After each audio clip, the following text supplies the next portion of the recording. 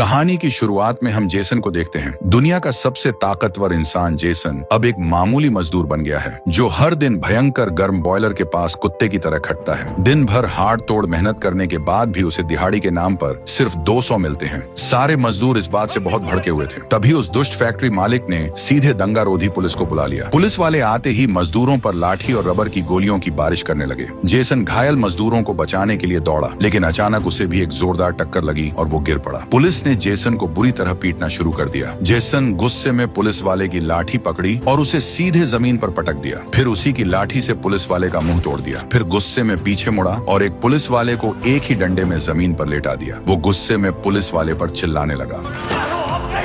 रात को काम खत्म करने के बाद जेसन अपने घर लौट आया। भले ही उसका काम थका देने वाला था, लेकिन उसका एक छोटा सा और बहुत प्यारा परिवार था। उसकी पत्नी जवान और बेहद खूबसूरत थी, जिसने उसे एक प्यारी सी बच्ची दी थी। पालने में खेलती अपनी बच्ची को देखकर जेसन को लगता था कि उसे दुनिया की सारी खुशियां मिल गई हैं। लेकिन उसी रात उसकी ये खुशियां हमेशा के लिए छिनने वाली थी। उस वक्त जेसन बस नहाकर निकला ही था और अपनी पत्नी के साथ खाना खाने जाने वाला था। अचानक उसने देखा कि उसकी पत्नी जमीन पर गिरी पड़ी है। वो घबरा कर हालात देखने ही वाला था कि तभी जब जेसन को होश आया तो उसने देखा कि उसकी पत्नी मर चुकी है और पुलिस वालों ने उस पर बंदूकें तान रखी हैं। जेसन के हाथ में खून से सना हुआ चाकू था, इसलिए पुलिस वालों ने सीधा मान लिया कि उसी ने अपनी पत्नी का खून किया है। इस तरह बेचारे जेसन को अपनी ही पत्नी के कत्ल के झूठे इल्जाम में फंसा दिया गया और उसे टर्मिनल आइलैंड की खूंखार जेल में भेज दिया गया। जेल में आते ही उस पर बर्फ जैसा ठंडा पानी फेंका गया, उसकी जमकर कुटाई हुई और घावों पर सफेद पाउडर छिड़क कर उसे एक नया कैदी बना दिया गया। जेसन को जिस सेल में रखा गया,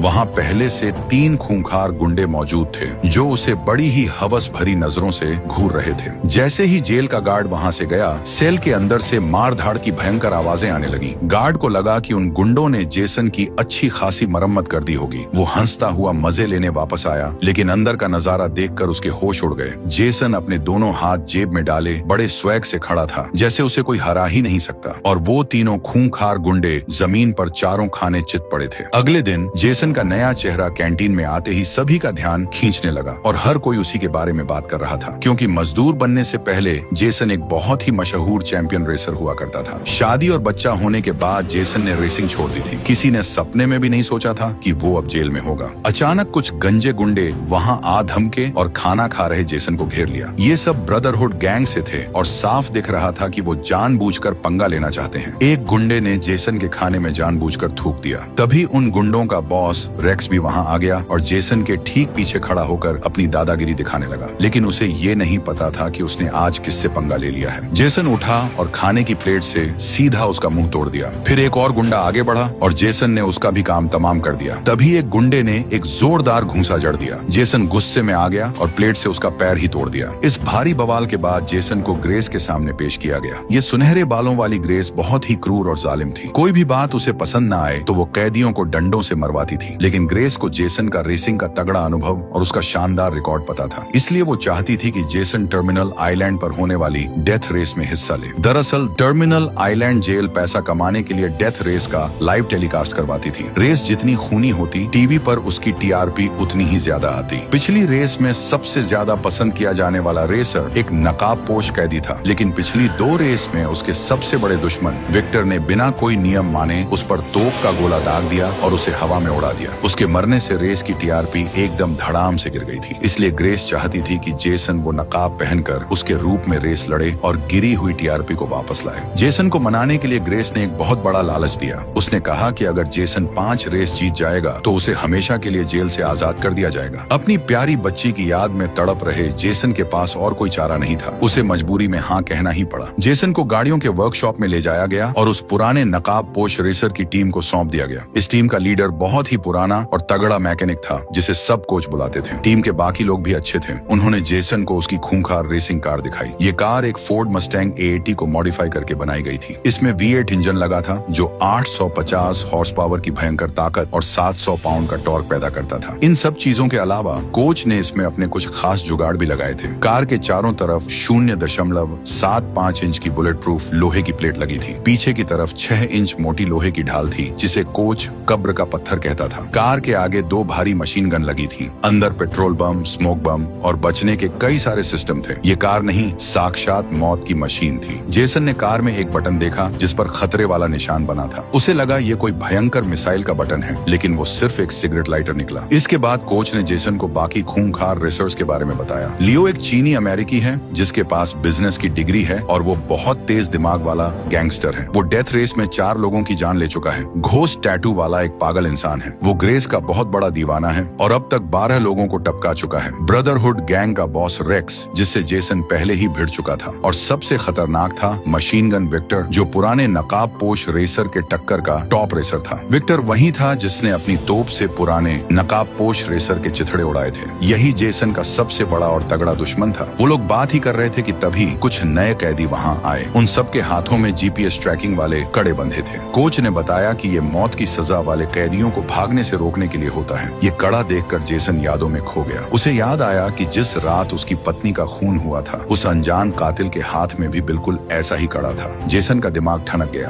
क्या उसकी पत्नी का कत्ल और उसका जेल में आकर रेस में हिस्सा लेना पहले से ही तय था? जेसन ने कसम खाई कि वो इस पूरे रात से पर्दा उठाकर रहेगा। जल्द ही रेस का दिन आ गया। जेसन ने अपना नकाब पहना और लोगों के धक्के के साथ गाड़ी में बैठ गया। तभी वहाँ एक बस आई जिसमें से कई सारी बेहद हॉट लड़कियां उतरी। इन्हें महिला जेल से चुना गया था ताकि ये रेसर्स की नेविगेटर बन सके। जेसन की नेविगेटर तो और भी ज्यादा कातिलाना थी, जिसे देखकर किसी के भी पसीने छूट जाएं। उसका नाम लिली था और वो भी इस नकाब पोश के बदलने का राज जानती थी। जब कार की खिड़कियां बंद हुई तो जेसन ने अपना नकाब उतार दिया। लिली ये देखकर एकदम भौचक्की रह गई। ये गंजा इंसान तो बहुत ही हैंडसम था। इसी बीच टीवी पर डेथ रेस का लाइव ब्रॉडकास्ट शुरू हो गया। नकाब पोश रेसर की वापसी के कारण ऑनलाइन देखने वालों की भीड़ उमड़ पड़ी और सारे पुराने रिकॉर्ड टूट गए। ग्रेस खुशी से पागल हो रही थी। लग रहा था कि उसकी चाल एकदम फिट बैठ गई है। फिर रेस असली में शुरू हो गई। बत्तियां जलते ही सारी गाड़ियां हवा में उड़ने लगी। पहले चक्कर में हथियारों का इस्तेमाल नहीं हो सकता था। सबको बस अपनी रफ्तार दिखानी थी। सभी गाड़ियां जेसन की कार को टक्कर मारने लगी। किस्मत से लिली को रेस ट्रैक का चप्पा चप्पा मालूम था। उसने जेसन को बैरिकेड्स पार करके एक खाली साइड वाले रास्ते पर जाने को कहा, जिससे जेसन ने अपनी रफ्तार बढ़ाई और एक झटके में कई कारों को पीछे छोड़ दिया। लेकिन विक्टर इतनी जल्दी हार मानने वाला नहीं था। उसकी गाड़ी एक भारी भरकम डॉज राम पिकअप थी। गाड़ी के आगे नुकीले कांटे लगे थे। दोनों तरफ भयंकर मशीन गन थी और छत पर रॉकेट लॉन्चर लगा था। वो एकदम खूंखार लग रही थी। उसने जेसन की कार में जोरदार टक्कर मारी। जेसन उसकी बराबरी नहीं कर पाया, इसलिए उसे तेजी से एक छोटे रास्ते की तरफ मुड़ना पड़ा। ब्रॉडकास्ट रूम में बैठी ग्रेस के आदेश पर कारों का हथियार सिस्टम ऑन कर दिया गया। अब रेसर्स को जमीन पर बने तलवार और ढाल वाले निशानों पर गाड़ी चढ़ानी थी। तलवार वाले बटन से हथियार मिलते थे और ढाल वाले से बचाव का सामान। एक खोपड़ी का निशान भी था जिस पर गाड़ी चढ़ाने का मतलब था सीधा काम तमाम। टैटू वाले आदमी घोस्ट ने अभी अभी एक घमंडी रेसर को मारा था और बहुत अकड़ रहा था, लेकिन गलती से वो विक्टर के आगे आ गया। विक्टर ने गुस्से में आकर अपना निशाना उसी पर साध लिया। हथियार का बटन मिलते ही विक्टर ने उस पर ताबड़तोड़ गोलियां बरसा दी, लेकिन घोस्ट को ढाल का बटन मिल गया और उसकी कार के पीछे से ढेर सारा गाढ़ा तेल निकलने लगा। विक्टर समय रहते हट नहीं पाया और उसकी गाड़ी बुरी तरह फिसलने लगी। अगले राउंड में घोस्ट खुशी से पागल हो रहा था। उसने फिर से हथियार का बटन लिया और आगे जा रहे लियो पर हमला बोल दिया, लेकिन उसे क्या पता था कि लियो अपनी कार के पीछे से ढेर सारे लोहे कांटे गिरा देगा, जिससे घोस्ट की कार के सारे टायर फट गए। पीछे से आ रही एक कार ने उसे जोर से टक्कर मारी और उसकी कार हवा में कई बार पलटी खा गई। लियो यहीं नहीं रुका। उसने सही मौका देखकर एक मिसाइल भी दाग दी। घोस्ट की गाड़ी के परखच्चे उड़ गए। वो बुरी हालत में रेंगता हुआ बाहर निकला, लेकिन उसका घमंड अभी भी कम नहीं हुआ था। अगले ही पल इस भयंकर सीन को देखकर टीवी की टीआरपी एकदम से फटकर आसमान छूने लगी। ग्रेस बड़ी चालाकी से मुस्कुराई। रेस आगे बढ़ती रही। जेसन को हथियार तो मिल गया, लेकिन उसकी बंदूक से गोली ही नहीं चल रही थी। लिली ने गजब की हिम्मत दिखाई और चलती कार की खिड़की से बाहर लटककर फंसी हुई मशीन गन को जोर जोर से पीटने लगी। पास वाली कार की लड़की भी बाहर निकलकर उन पर पागलों की तरह गोलियां बरसा रही थी। जेसन अपनी कार को दूसरी कार के पीछे छिपाने लगा, लेकिन मुसीबत तब हो गई जब विक्टर भी वहां आ धमका और उन पर लगातार गोलियां चलाने लगा। शुक्र है लिली ने सही टाइम पर मशीन गन ठीक कर दी और वो जल्दी से कार के अंदर वापस आ गई। जेसन और उसने एक दूसरे को देखकर स्माइल दी। समझ आ गया कि ये लड़की भी कोई मामूली लड़की नहीं है। विक्टर के तोप के गोलों से बचने के लिए जेसन ने डिफेंस बटन ले लिया, लेकिन अजीब बात यह थी कि कार में बचाव के लिए रखा हुआ तेल और बाकी सिस्टम काम ही नहीं कर रहा था। ऐसा लग रहा था कि ये कोई इत्तेफाक नहीं है। बाकी रेसर्स भी ये बात समझ गए। उन्होंने विक्टर को धक्का देकर रास्ते से हटाया और जेसन पर हमला कर दिया ताकि उसे खत्म कर सके। जेसन की कार का पिछला हिस्सा मार खा खा कर लगभग टूट चुका था। मेरे गोद में बैठ जाओ। क्या? लिली को लगा कि जेसन मरने से पहले मजे लेना चाहता है, लेकिन जेसन की नीयत खराब नहीं थी। उसने तो बस कार में लगा हुआ पेट्रोल बम बाहर फेंका था। इस तरह जेसन ने बड़ी चालाकी से अपने दुश्मन का काम तमाम कर दिया। ग्रेस जेसन के इस काम से बहुत खुश थी। इसके बाद जेसन ने गाड़ी की रफ्तार बढ़ाई और एक कार का पीछा करने लगा। उस कार में ब्रदरहुड गैंग का बॉस रेक्स था। उसने जेसन की तरफ हाथ से एक ऐसा इशारा किया जिससे जेसन को बाहर से आए उस कातिल की याद आ गई। जेसन का ध्यान जैसे ही भटका, विक्टर ने उसे जोरदार टक्कर मारकर रेस से बाहर कर दिया। इसीलिए जेसन ये रेस हार गया और छठे नंबर पर रहा। रेस खत्म होने के बाद जब जेसन कार को वापस वर्कशॉप लाया तो कोच ने कार चेक की। उसने देखा कि कार में बचाव वाला तेल एकदम फुल भरा हुआ था। फिर रेस के टाइम वो काम क्यों नहीं किया? जब सब लोग जोर लगाकर इस बारे में सोच रहे थे तो दूसरी तरफ जेसन को पूरी बात समझ आ गई थी। उसे झूठे इल्जाम में फंसाने का काम पक्का उसी ग्रेस का है। उसी ने जेसन की पत्नी को मरवाया और इल्जाम उस पर डाल दिया, सिर्फ इसलिए ताकि जेसन इस डेथ रेस में हिस्सा ले सके। जब ग्रेस ने जेसन को अगली रेस के लिए बुलाया तो जेसन ने साफ मना कर दिया, लेकिन वो चुड़ैल बहुत तेज निकली। उसने जेसन की बेटी की फोटो निकालकर सामने रख दी। इस समय उसकी बेटी को किसी ने गोद ले लिया था और सिर्फ ग्रेस को उसकी बेटी का पता मालूम था। जेसन गुस्से से आग बबूला हो गया, लेकिन इस धमकी के आगे उसे मजबूर होकर रेस के लिए हाँ कहना ही पड़ा। जेसन समझ गया था कि उसे किसी भी तरह इस जेल से भागने का रास्ता खोजना ही होगा और अपनी बेटी के पास वापस जाना होगा, और अपनी पत्नी को मारने वाले कातिल को तो वो बिल्कुल नहीं छोड़ेगा। इसीलिए रात के अंधेरे में जब सब सो रहे थे, जेसन अकेला ब्रदरहुड के बॉस रेक्स के वर्कशॉप में घुस गया। लेकिन वो लोग पहले से तैयार बैठे थे। गंजे गुंडे डंडे लेकर जेसन के पेट में भयंकर मुक्के बरसाने लगे। दर्द के मारे जेसन ने अपनी गर्दन पकड़ ली। रेक्स भी भाग कर आ गया। वो कैंटीन वाली लड़ाई का बदला लेना चाहता था। उसने एक बड़े से बिजली वाले डंडे से जेसन पर जोरदार वार किया। गुंडों से घिरा जेसन वापस मार नहीं पा रहा था। रेक्स ने फिर से हमला किया और एक जोरदार लात मारी, जिससे जेसन का सिर चकरा गया और वो लगभग बेहोश होने वाला था। रेक्स बस आखिरी वार करने ही वाला था कि अचानक वो दर्द से चीख पड़ा और रुक गया। असल में जेसन की टीम के मोटे लड़के ने पीछे से हमला कर दिया था। रेक्स गुस्से में पागल होकर मोटे लड़के की तरफ झपटा। जेसन को मौका मिल गया। उसने जमीन से लोहे का एक भारी टुकड़ा उठाया और वहां खड़े गार्ड के पैर पर पूरी ताकत से दे मारा। जेसन अब पूरी तरह आजाद था और उसने अपने हाथ पैर खोल ली। उसने जमीन पर पड़ा लाल रंग का फायर एक्सटिंग्विशर उठाया और एक ही झटके में एक गुंडे का सिर फोड़ दिया। जेसन के हाथ में सिलेंडर देखकर छोटे गुंडे पीछे हटने लगे। जेसन ने एक गुंडे को दीवार से सटाया और ऐसा जोरदार राइट हुक मारा कि उसका चेहरा खून से नहा गया। जेसन उसे छोड़ना नहीं चाहता था। वो गुंडे की तरफ तेजी से झपटा। जेसन ने फिर से एक जोरदार वार किया और लगातार हमले करता रहा। उसके बाद एक तगड़ी साइड किक भी मारी। जेसन ने देखा कि छोटा गुंडा उड़कर दूर जा गिरा है। छोटे गुंडे को आखिरकार डर लग गया था। जेसन साक्षात यमराज लग रहा था। उसने वर्कशॉप का एक भारी टूल बॉक्स उठाया और छोटे गुंडे की पीठ पर दे मारा। इससे तो उसकी सारी हड्डियां ही सीधी हो गई होंगी। जेसन अभी भी उसे बख्शने के मूड में नहीं था। उसने उसकी सस्ती बनियान पकड़ी, उसे हवा में उठाया और दूर फेंक दिया, जिससे वो पास के लोहे के रैक पर जा गिरा। इसके बाद उसने गुंडे को बाहर खींचा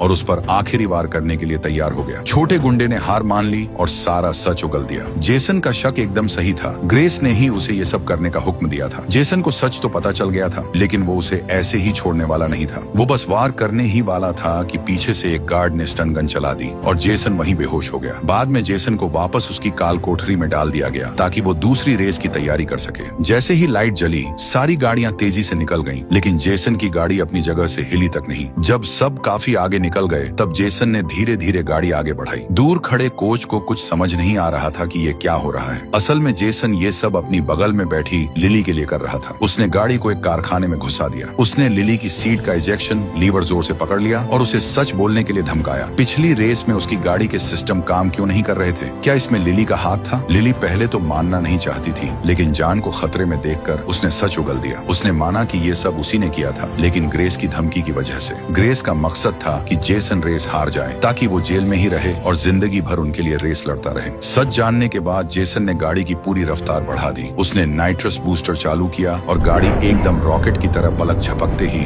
बाकी रेसर्स के पास पहुंच गई। उसने ऊपर बैठी ग्रेस को घूर कर देखा और कसम खाई कि इस चुड़ैल से वो बदला लेकर रहेगा। फिर उसने विक्टर को जोरदार टक्कर मारी। विक्टर जब तक कुछ समझ पाता वो सड़क के के किनारे जा गिरा। जेसन ने उसे ज्यादा नहीं मारा क्योंकि जेसन का असली निशाना रेक्स था, वही आदमी जिसने उसकी पत्नी को मारा था। जेसन रेक्स के बिल्कुल करीब पहुंच गया। दोनों कारें आपस में भिड़ गईं और चिंगारियां उड़ने लगीं। लिली चीखकर जेसन को ढाल लेने को कह रही थी, लेकिन जेसन ने उसकी एक नहीं सुनी और सीधे हथियार वाला बटन ले लिया। वो अपना बदला लेने के लिए पूरी तरह तैयार था। उधर रेक्स को भी हथियार मिल गया और उसने जेसन पर ताबड़तोड़ गोलियां बरसानी शुरू कर दी। किसी ने सपने में भी नहीं सोचा था कि जेसन छिपने के बजाय अपनी कार को उल्टा घुमाएगा और रेक्स की कार पर लेजर तोप से फायरिंग करने लगेगा। जेसन की कार बैक गियर में दौड़ रही थी और दोनों तरफ से भयंकर गोलीबारी हो रही थी। थोड़ी देर में जेसन को डिफेंस का बटन मिल गया। उसने तुरंत कार घुमाई और स्मोक बम चालू कर दिया। कार के पीछे से इतना भयंकर काला धुआं निकला कि रेक्स की पूरी कार उसमें छिप गई। उसे 1 इंच आगे का रास्ता नहीं दिख रहा था।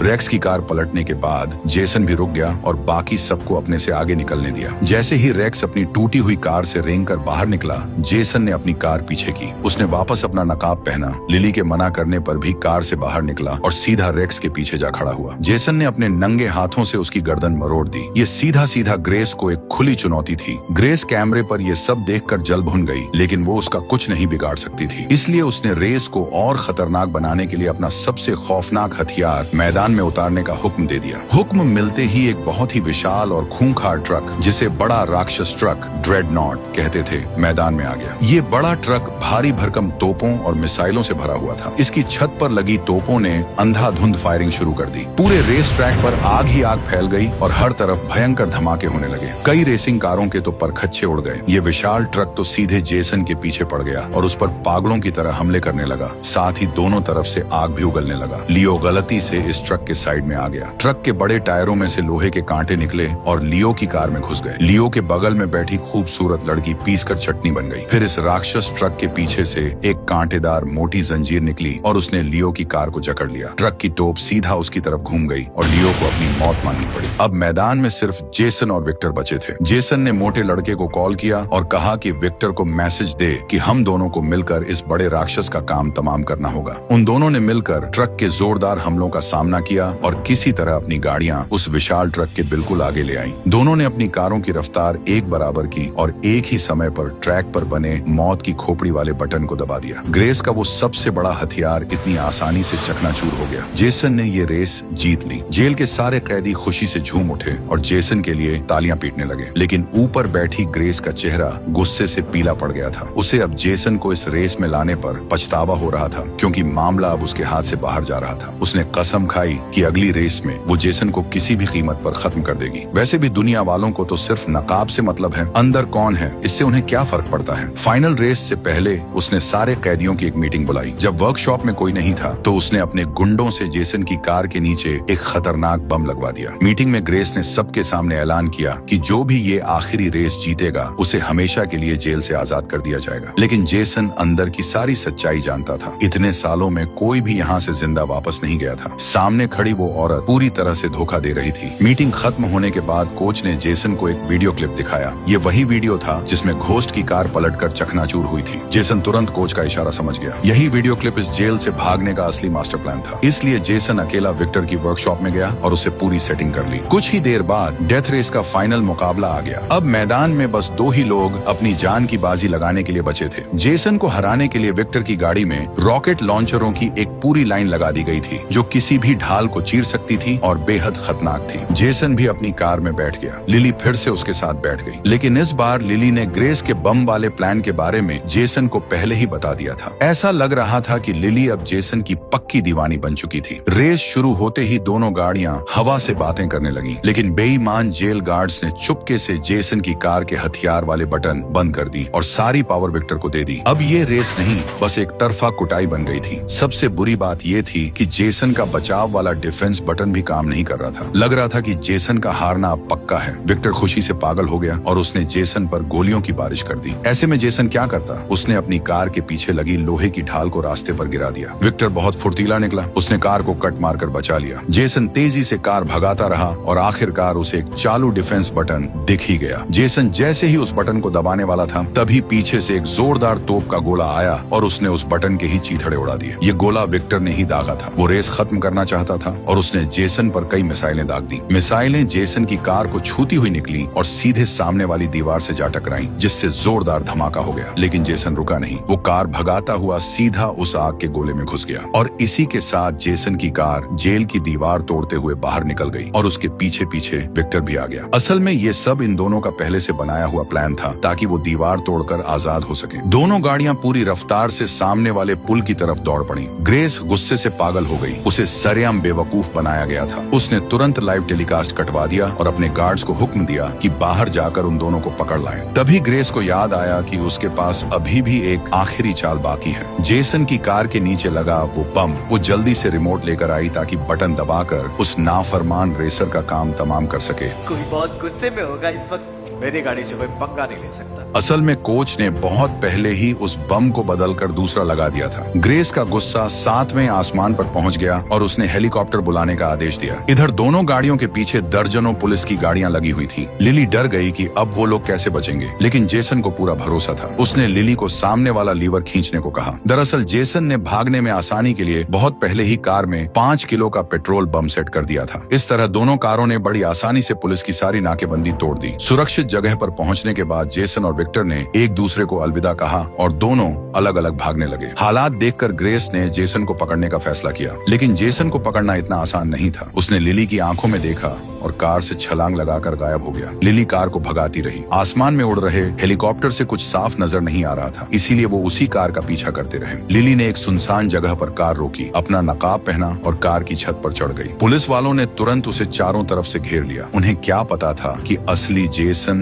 और विक्टर दोनों एक ट्रेन में छिपकर हमेशा के लिए वहां से आजाद हो चुके थे। दोनों खुश तो बहुत थे, लेकिन उन्हें बस इसी बात का अफसोस था कि वो अपने हाथों से उस ग्रेस को नहीं मार पाए। उधर ग्रेस को लग रहा था कि उसने जेसन को पकड़ लिया है। वो घमंड से मुस्कुरा रही थी। तभी एक गार्ड उसे जीत की खुशी में एक गिफ्ट बॉक्स देकर गया। उसने खुशी खुशी बॉक्स खोला, लेकिन अंदर देखते ही उसकी आंखें फटी रह गईं। उसमें एक बम था। ये असल में कोच का भेजा हुआ तोहफा था। 6 महीने बाद मैक्सिको में जेसन और विक्टर ने मिलकर एक कार रिपेयर शॉप खोल ली थी। वो लोग रेसिंग के दीवानों की कारों को मॉडिफाई करते थे, जो खुद को परिवार कहते थे। अचानक वहाँ एक स्पोर्ट्स कार आकर रुकी और उसमें से एक हॉट लड़की उतरी। ये कोई और नहीं बल्कि लिली थी। उसने जेसन को बड़े प्यार से गले लगा लिया। इसके बाद जेसन अपनी बच्ची को भी वहाँ ले आया। ऐसा लग रहा था कि शायद अब से इस छोटी बच्ची को एक नई माँ मिल जाएगी। इसी के साथ डेथ रेस फिल्म की कहानी यहीं खत्म होती है। दोस्तों, इसे बनाने में बहुत मेहनत लगी है, तो जल्दी से लाइक, शेयर और सब्सक्राइब कर देना।